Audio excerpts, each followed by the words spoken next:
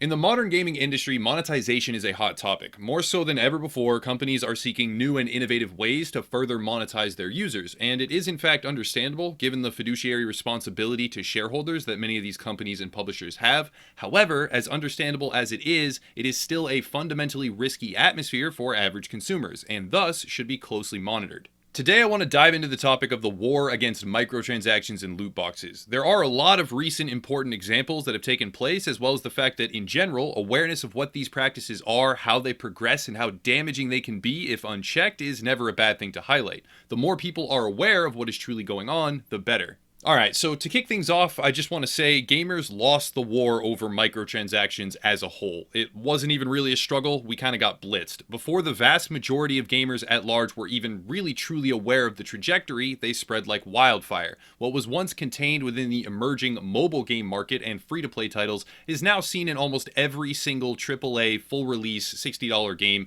and sometimes even to a more exaggerated extreme than the free-to-play mobile games. The process seems slow. Microtransactions have been present in certain early adopting titles for years, but suddenly the tide turned, and it turned fast. I remember the real moment where it hit me, consciously, was Shadow of War. A great game, a fantastic sequel of Shadow of Mordor, but it had this obviously structured grinding component towards the end, which locked out the final battle and cutscene. All the while, loot boxes and microtransaction purchases were shoved down the players' throats through the in-game marketplace. This was a real eye-opening moment for me, both as a creator and a gamer. This was a single-player game with an online component, yes, but not a very extensive one, and yet there was a mobile-esque monetization system in place on top of the $60 initial price tag, and also a clearly designed barrier of grinding to further incentivize purchases. That was the moment it hit me that despite there being a modicum of outrage and pushback, it was not enough, and gamers had lost the war, that most were not even aware was actually being fought.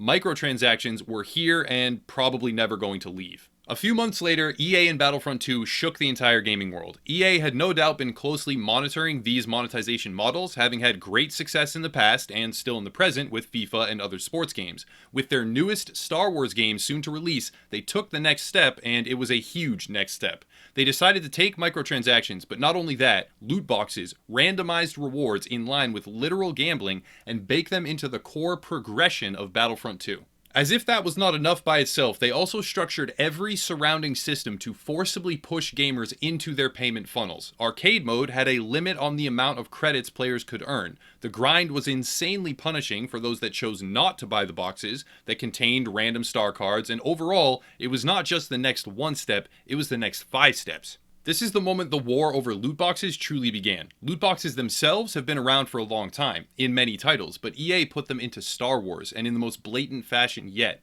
Had they been slightly more risk-averse, had a tiny amount of patience, and worked them in over time, up to the point where there was too much ground to even push back across, the same way microtransactions had crept in and are now here to stay, then they likely would have gotten away with it. But no, EA had quite literally zero self-restraint and made their entire target market acutely aware of their predatory methodology and mindset.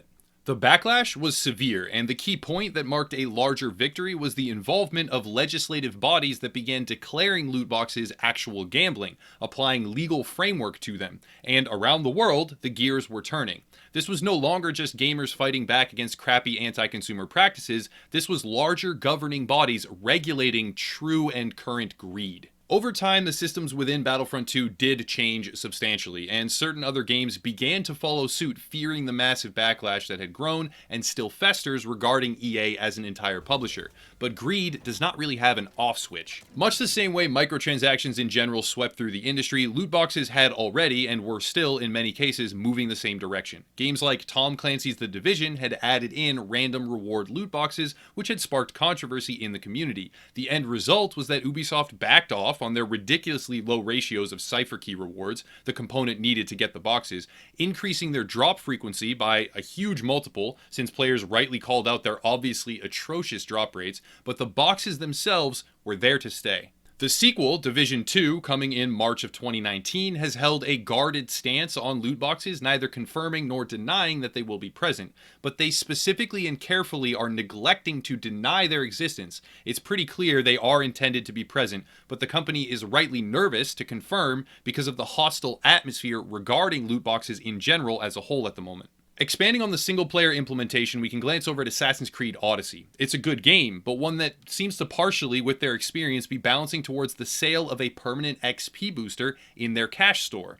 There was a small amount of backlash, but this single-player game forged ahead with the expanded and developing microtransaction mindset, and however small, continues to paint the picture of progressive techniques for monetization at every possible turn. Another fantastic example is Fallout 76. A recent discovery aimed at the code within the game shows repeated and specific references to lunchboxes. Bethesda's Pete Hines at a convention pre-release also stated explicitly that there would not be loot boxes in Fallout 76, so the fact that this code is present, well, it should be watched closely to say the very least. Furthermore, I'll spare you the dissection and technicals of it all, but the code paints a picture of publicly visible opening cinematics for the lunchboxes, specifically purchasable within the Atomic Shop. There are a lot of ways this may unfold or not, but it again paints a very telling picture of company priorities and careful trend analysis. Should the atmosphere regarding loot box backlash dissipate, do you really think they will hesitate at all to implement a similar feature? Another great thing to highlight with Fallout 76 is the perk card system. It's a strange system to say the very least. Every few levels you get a random pack of cards, and those cards can be slotted into your character build to give different bonuses. It seems perfectly suited for loot box gambling. Players could purchase packs, and those packs would quite literally give them the perks that they are now, after a system overhaul, actually earning in-game. The code examination itself shows the perk cards as being heavily tied to the Atomic Shop. Carry capacity boosts, XP boosts, and much more as well, all being present within the microtransaction and loot box system. But because of an unfriendly consumer atmosphere, right now, that's not the exact systems that we see. Companies are not happy about this. They do not want consumers to think about their own best interests. They don't want gamers to guard their hard-earned cash. They want us to shut up, not make a fuss, and fork over every last nickel we have to participate in their shady, hidden algorithm gambling systems and buy the garbage little cosmetics that they peddle in their currency shops. When gamers are not in fact receptive of their constantly moving monetization goalposts, they get angry when it is too dangerous from a public relations standpoint to release the features they had previously planned.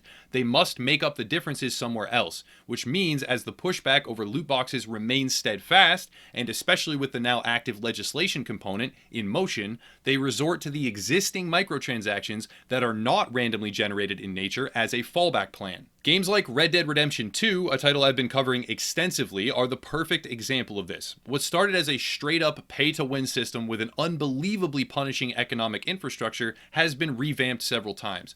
Prices, on the one hand, change for the better, while they simultaneously try to squash other methods of earning to hedge against losing too much potential revenue.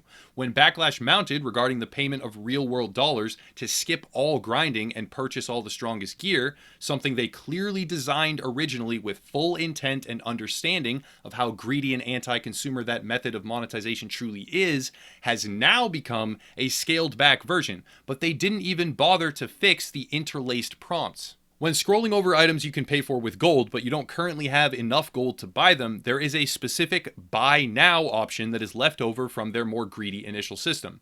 When one follows that prompt, it pulls you into the store to buy more gold. When you do, and you go back to that item that you wish to purchase, the one that said buy now and fed you into the store, the option no longer exists. Their scumbag pay-to-win system has not even been cleaned up before ramming it into their claimed beta. The war over microtransactions in their basic form has been lost. It is unlikely we can ever reclaim that ground. They are here to stay, but the war over loot boxes is in full effect and raging on and on.